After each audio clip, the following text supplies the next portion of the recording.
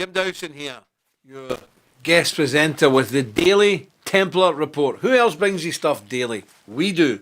Now, you may be wondering, what am I doing with these fantastic, they're not boxing gloves, but they are the finest quality, beautiful leather. I'm going to show you these them later. I just wanted to wear them, then I couldn't get them off in time because we're on the timer. So I'll come back to them in a wee minute, okay? I'll put them there. Right.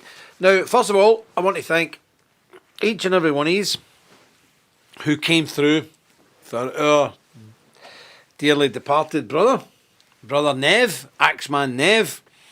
And, you know, God's remarkable, really. Well, we know that.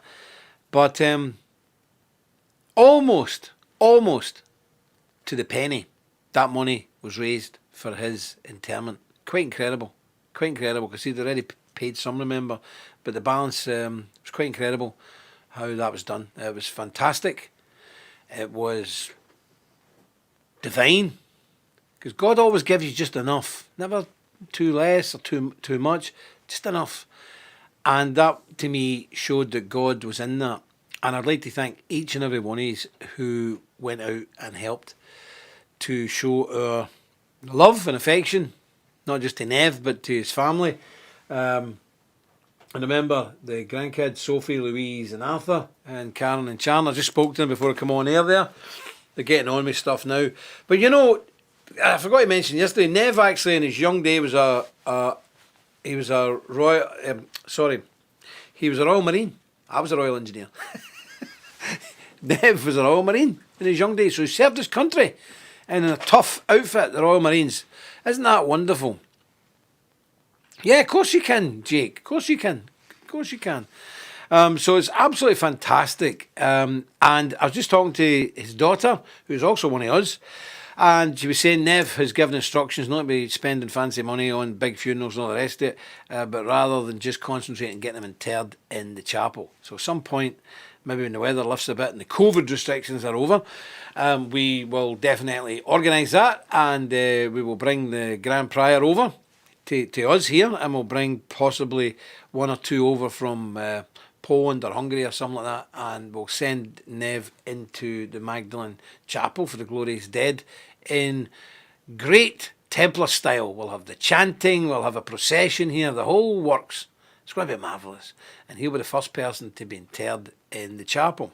That's great. Now, saying that, I mean, I know I've said a few times now on here, and I don't know what's going on, but we've not had anybody book in for a wee while now, and we need people, so we know the numbers we're looking at, to, if they haven't done so, to book in to the Magdalene Chapel, because there we go, we see with dear brother Nev, you can be gone in an instant. 1 minute you're talking away to me, and you're gone. You know, Nev went to hospital on Saturday with a sore leg. 12 hours later he was gone. He was gone to the Lord. And thankfully he had the foresight. He'd already organised this Magdalene Chapel thing. He'd already done all that. But if you don't do it now, is your family going to be left with that? Carry on? Would they even know where to start? You know, you don't want to be giving people more grief when you're gone. So may I please urge anybody out there who has not already gotten themselves signed up to reside or even be represented in the Magdalene Chapel, because some folk have said they're getting buried in their family plot, but they want to send over a lock of hair or whatever. That's fine. But please do so now. The brothers put a link up there. There it's there. Secure your place in the Magdalene Chapel. I would really like to see people starting to do that. There's quite a few booked in already. I mean, there's a lot booked in already. But I know there's other people who want to be in there, so I'm urging you to please go ahead and do that. It would help us out greatly. We know where you are. And again, it's over a year, so you know it shouldn't be too big a burden. But listen, I do realise things are not so easy at this moment in time. All these lockdowns, who's going to be in business, I don't know. But we shall trust in the Lord and he will see us through. Okay, I want to read you a wee bit of scripture here. Again, we're in the Proverbs. The Proverbs are brilliant, don't you think so? The Proverbs are fantastic. So I'm in Proverbs 22, chapter 1. And I remember my father telling me this, and as a young man, I didn't really understand what he was saying. But my goodness, it's true. Now I know where he got it from. A good name is rather to be chosen than great riches, and loving favour rather than silver and gold. The rich and the poor meet together, the Lord is the maker of them all. Ain't that the truth, folks? And may God bless this, the public reading of his own infallible, inspired and inerrant word. And I remember my father saying that. Remember, all you've got in this life is your name. And it's not your name, it's my name. And you're going to have it for a while. And then you'll pass it down to your son. So don't dishonour your name. Because that name is the name that you pass to your son. Wise, wise words indeed. But now I know where my father got it from. Now, it doesn't diminish my opinion of my father. It just tells me he was a wise enough man to read the Bible. Well, he did. He was a funny man, my father. Let me just tell you, I never went to church much when I knew him. When he was a young fella, he was at the church and sang for the church. But for about 20 years of his life, he never really went to church. And then when he got diagnosed with cancer, he got the minister in, and he was locked in the room when this young minister turned up with a guitar on his back, the beard and the hair. You know the type. And after about 3 hours, this minister burst out of the room and fled down the street. And my father was lying there, all emaciated, last stages of cancer. He said, "We have to pray for that fella, he's in a hell of a state." And the guy packed the ministry in. So I don't know what my father said to that man. But as once a king of England said when he was dying, and he was surrounded with all these fancy, bedecked Anglican priests and these kind of boys, you know, these Episcopalian types. He says, "Get away from me. Bring me one of them Presbyterian men." He said, "You fellas are good to live with. But now I need one of them other fellas to die with.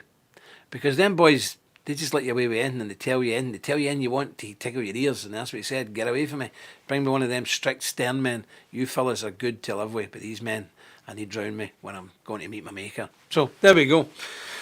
Now, let me see. I want to bring you some stories today, but first I'm going to have a wee word, see who's in the room. We'll start from there. Oh, hold on a minute. Was Big Nev in 45 Commando?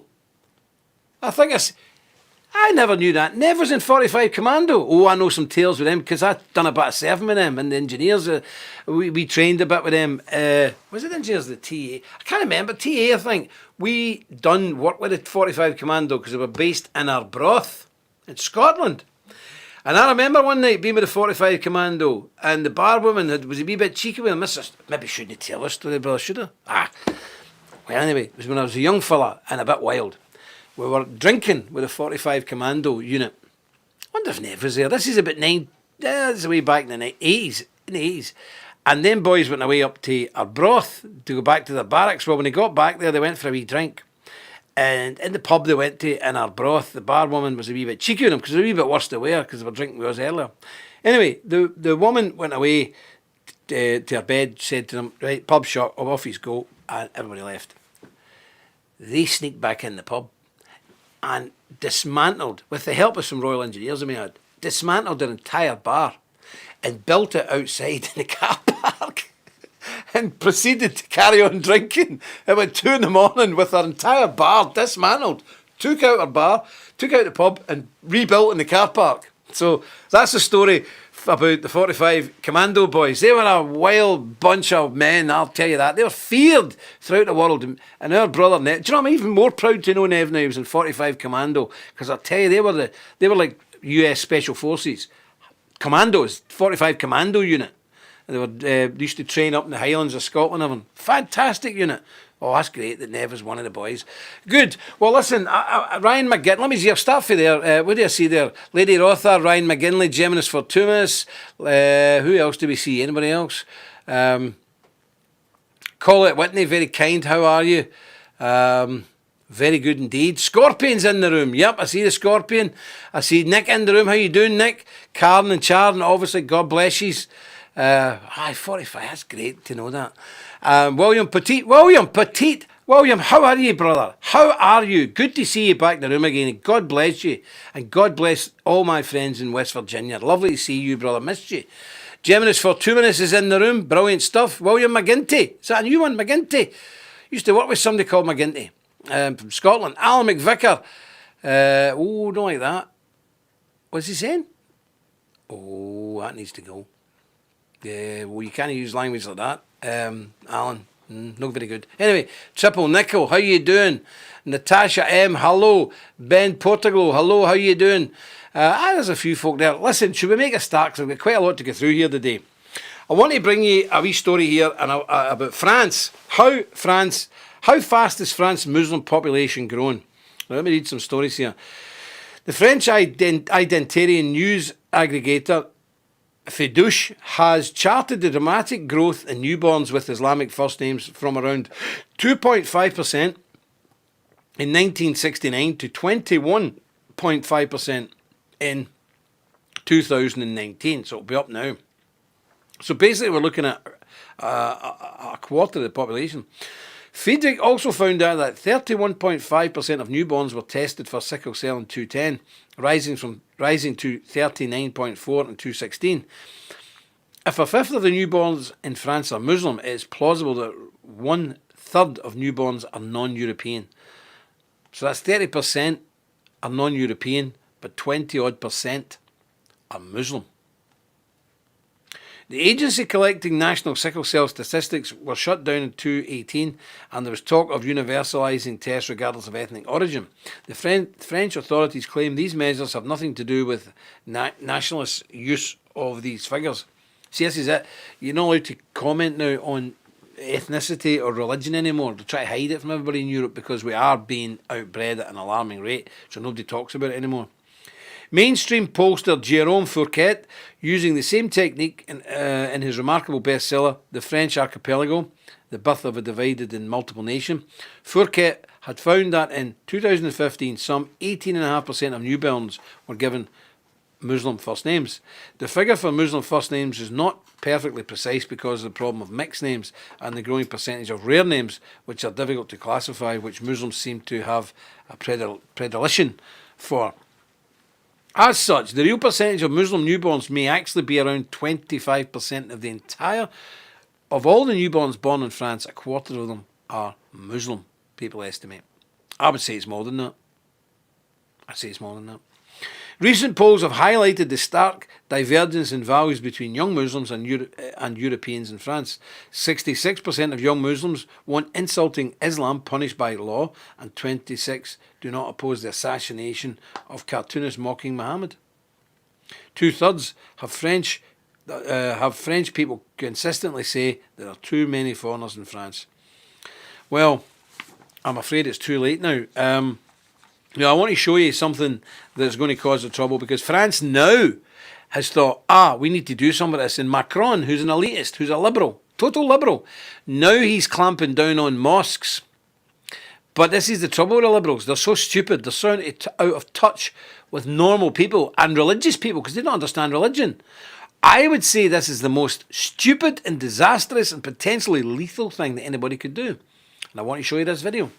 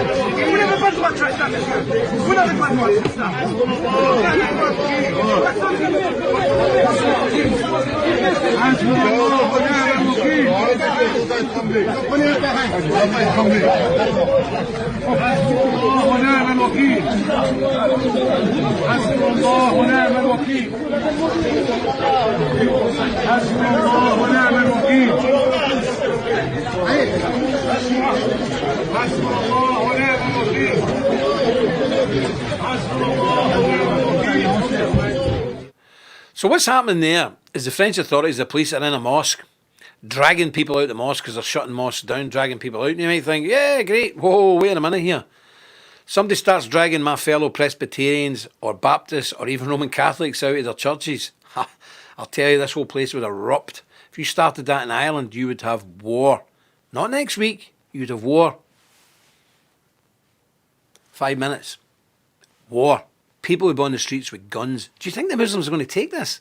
You can't allow millions of people to pour into your country and say, enough's enough, we're going to drag you out the mosque. Watch what happens. Do you think the Muslims are going to just sit down and take this? Not a chance. And sadly, we Christians now think people are the same as us, but I can assure you, in where I live in Northern Ireland, if you started dragging people out of their churches, there would be gunfire, and the police would be lucky to get out of the church alive, people would run to defend that building and give their lives to make sure that no harm came to the parishioners or the church itself, whether you be Roman Catholic, Presbyterian or Baptist. We would be prepared to kill and be killed. Not happening.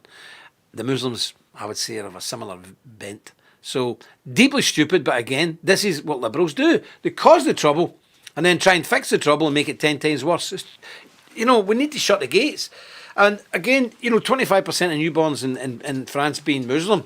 Well, I'd say another 20% are African. So they're on a fast track. All the European countries will be almost extinct probably before I die. And I'm getting on a bit. But in the next 20 years, we're all going to go. We're all going to be minorities. Ireland. A third of Ireland right now is foreign. Ireland. Holy Catholic Ireland. And nobody goes to church. The whole place is a pagan wasteland of Marxist communism where the church is reviled and hated like you never believe it. And the foreigners are pouring in. Ireland might be the first country to go a minority in their own land in the next 20 years. But Germany, France, Germany, France, Holland, Belgium, England won't be far behind. They won't be far behind, I can assure you that. That's where we're going, folks. And there's not a force on this earth, not one single force on this earth that can stop it. All we can do is try and resist and survive. That's what we're about. That's what the Templars are about. Nobody can stop this. But like King Canute telling the tide to go back, it's nonsense. It's not going to happen. There's the iron law of demographics. Cannot be bent or beaten. That's it. That's the way it is. Just a brother pointed out here, just in case the Americans are wondering what 45 Commando was that our departed brother Nev was in. It's equivalent to the Navy SEALs, equivalent to the US Navy SEALs. Tough hombres. So that's kind of men that join this order. So, be great. We have the first man to get in the chapel will be Nev, member of 45 served with 45 Commando. I am over the moon. Right, we're going to go over now.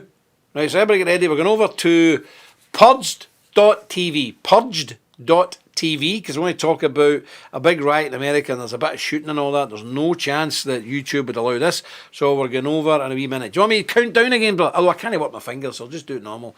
5, 4, 3, 2, 1. We're over. Okay. Are we all here? All the gang here? How many's over, brother? How many come over? Because we don't know if everybody's coming over.